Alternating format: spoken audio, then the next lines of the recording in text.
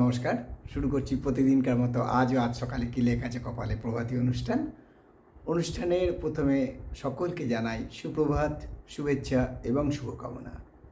আশা করি সবাই ভালো আছেন, সুস্থ আছেন এবং আনন্দে আছেন। প্রতিদিনকার মতো আজও দেবো দিনের পরিচিতি, সূর্যোদয়, সূর্যাস্ত, গঙ্গায় জোয়ার ভাটা, তিথি, শুভকর্ম, দিনের স্মৃতিচারণ ও সাথে থাকবে 12টি রাশির অতি মূল্যবান সংক্ষিপ্ত এবং সামগ্রিক রাশিফল। তাই প্রভাতী অনুষ্ঠানে শুরু করছি দিনের পরিচিতি দিয়ে। আজ 18ই আষাঢ় 1433 গুপ্তপ্রেস এবং বিশুদ্ধ সিদ্ধান্ত মতে, আর ইংরাজির 3রা জুলাই 2026। আজ শুক্রবার। আজকে সূর্য উদয় হয়েছে এই কিছুক্ষণ আগে ভোর 5টার সময়, আর সূর্য অস্ত যাবে সন্ধে 6টা 23 মিনিটে।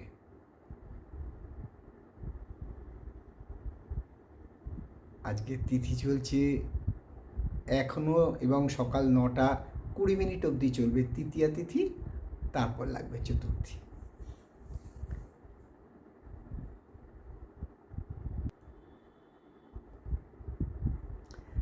আজকে শুভকর্মের কোনো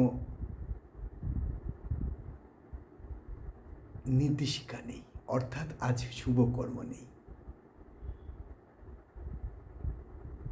আজকে গঙ্গায় জোয়ার আসবে বেলা 12টা 48 মিনিট এবং রাত্রি 12টা 53 মিনিটে।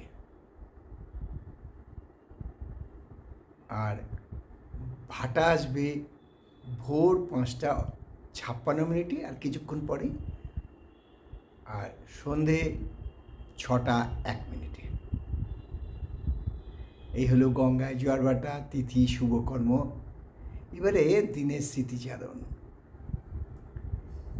দিনের স্মৃতিচারণে আমাদের কাছে উপস্থিত কোনো তথ্য নেই, অর্থাৎ আজকের দিনের স্মৃতিচারণ খালি বাঁকুড়া জেলায় আমাদের কাছে যেটা আছে, বাঁকুড়া জেলায় যে উৎসবটা পালিত হয় সেটাই চলছে। এবারে আসছি জ্যোতিষশিক্ষার আসরে। বহু প্রশ্ন আসে, উত্তর দেওয়া সম্ভব হয় না, তাই এই অনুষ্ঠানেও আমরা কিছু কিছু উত্তর এবং টিপস দিয়ে থাকি। আমি শ্রী শঙ্করাচার্য। তাই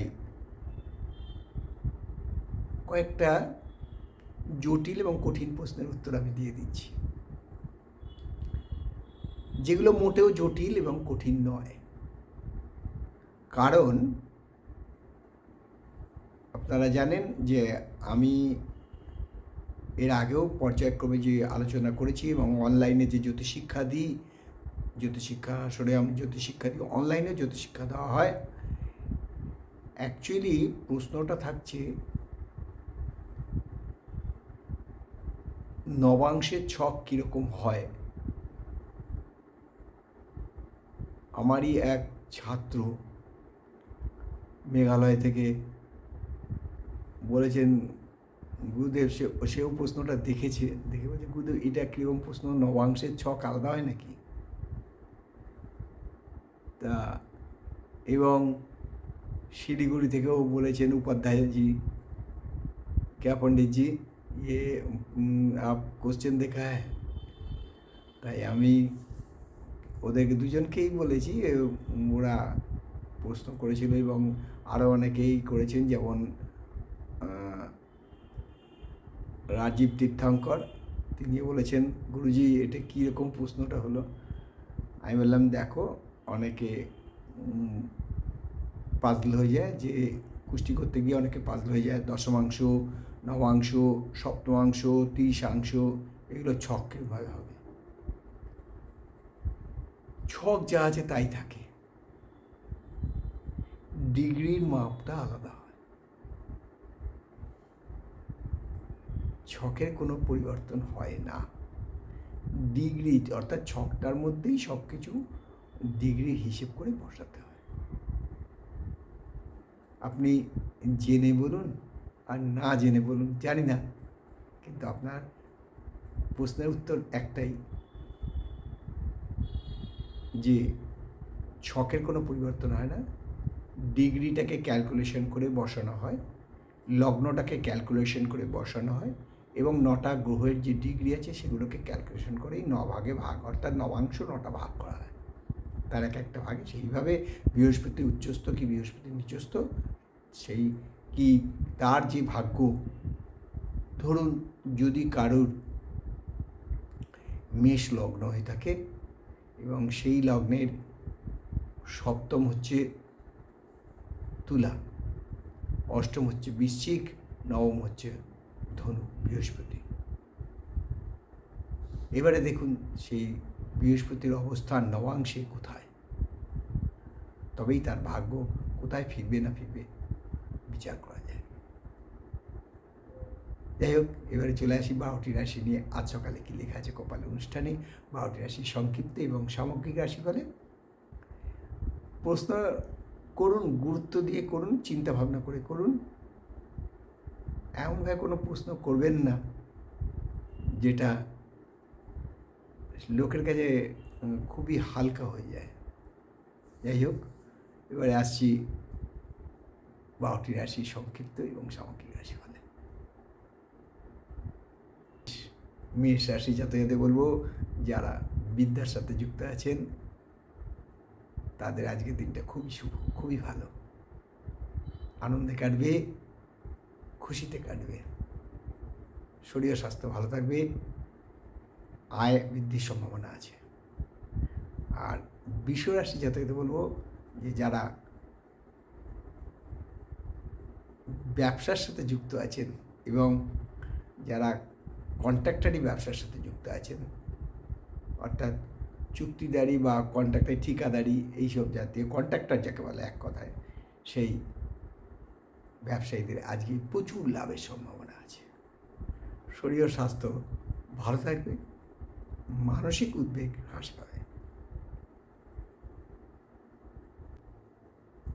মিথুন রাশির জাতকদের বলবো আজকে কিন্তু খুব সাবধান, হিসেব করে কথা বলুন, লোকের সাথে হিসেব করে চলুন, কারণ আজকে আপনার বদনাম, অপযশ, মানহানি হওয়ার সম্ভাবনা প্রচণ্ডভাবে বিদ্যমান। ফলে মানসিক উদ্বেগ বৃদ্ধি পাবে। যাদের উচ্চ রক্তচাপ আছে বা সুগার আছে তারাও খুব সাবধান। তবে আয়ের কোনো পরিবর্তন হবে না।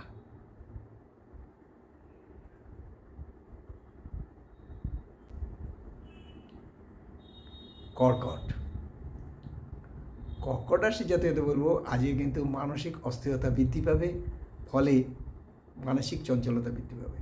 শরীর ও স্বাস্থ্য মোটামুটি থাকবে, আয় বৃদ্ধির সম্ভাবনা কম। আর সিংহ রাশি জাতকদের বলবো আজকে কিন্তু শরীর খারাপ হওয়ার সম্ভাবনা প্রচণ্ডভাবে বিদ্যমান। শরীরের দিকে নজর দিন, স্বাস্থ্যের অবনতি হতে পারে, ফলে মানসিক উদ্বেগ এবং পারিবারিক সমস্যা বৃদ্ধি পেতে পারে। আয় বৃদ্ধির সম্ভাবনা কম।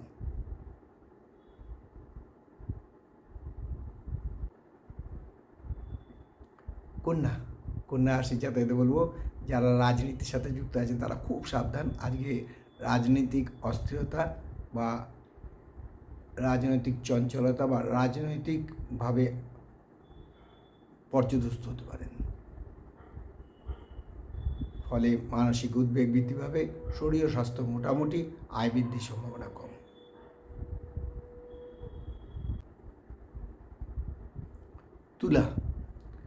তুলা রাশি জাতকদের বলবো যে আজকে অযথা চিন্তা বৃদ্ধি পাবে, মানসিকভাবে বিপর্যস্ত হতে পারেন। শরীর ও স্বাস্থ্য মোটামুটি থাকবে, আয় বৃদ্ধির সম্ভাবনা একেবারেই নেই। আর বৃশ্চিক রাশি জাতকদের বলবো যে আজকে সংসর্গ এড়িয়ে চলুন, কারণ আজকে আপনার সংসর্গ নিজ সংসর্গ হতে পারে, ফলে লোকের চোখে আপনি বড় নীচ মনোবৃত্তি হতে পারেন। শরীর ও স্বাস্থ্য মোটামুটি থাকবে, আয় বৃদ্ধির সম্ভাবনা কম।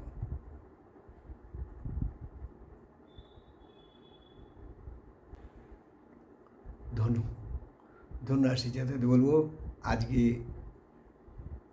গৃহকলহ বা গৃহ বিবাদ প্রচণ্ড পরিমাণে বৃদ্ধি পাবে, ফলে মানসিক উদ্বেগ বৃদ্ধি পাবে, শরীর স্বাস্থ্য অবনতি হতে পারে, তবে আয়ের কোনো পরিবর্তন হবে না। আর মকর রাশি যাতে বলবো আজকে ব্যবসায় শ্রীবৃদ্ধি লাভ, আয়ের সুযোগ বৃদ্ধি, কর্মক্ষেত্রে পদোন্নতি এবং শরীর স্বাস্থ্য ভালো থাকবে। কুম্ভ রাশি যাতে বলবো আজকে বড় না লোকের উপর নির্ভর করে চলতে হবে, পরনির্ভরতা যাকে বলে।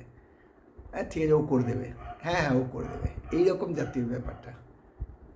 শরীর স্বাস্থ্য মোটামুটি ভালোই থাকবে, আয় বৃদ্ধির সম্ভাবনা আছে।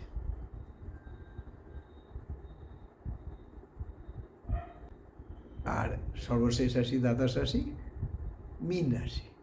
মীন রাশির জাতক থেকে আজকে না অ্যাংজাইটিসের মধ্যে থাকবেন, একটা আতঙ্ক, একটা মানে কীরকম জড়াকেন্দ্র সেই ভাব থাকবে, ফলে মানসিকভাবে একটু চিন্তান্বিত হবেন, মানসিক শান্তি বিঘ্ন করতে পারে, শরীরও খুব একটা ভালো যাবে বলে মনে হয় না, তবে আয়ের কোনো পরিবর্তন হবে না। এই হলো 12টি রাশি নিয়ে আজ সকালে কি লেখা আছে কপালে অনুষ্ঠানে 12টি রাশি সংক্ষিপ্ত এবং সামগ্রিক রাশিফল, কারো ব্যক্তিগত জন্ম সময়, জন্ম তারিখ, জন্মস্থান নিয়ে নয়।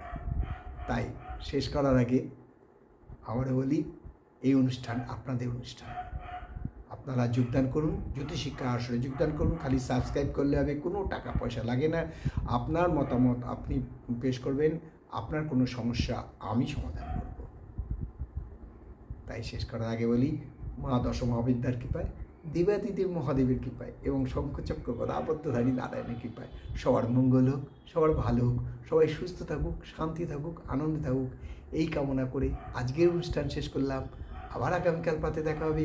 ততক্ষণ ভালো থাকুন, সুস্থ থাকুন, আনন্দে থাকুন। নমস্কার।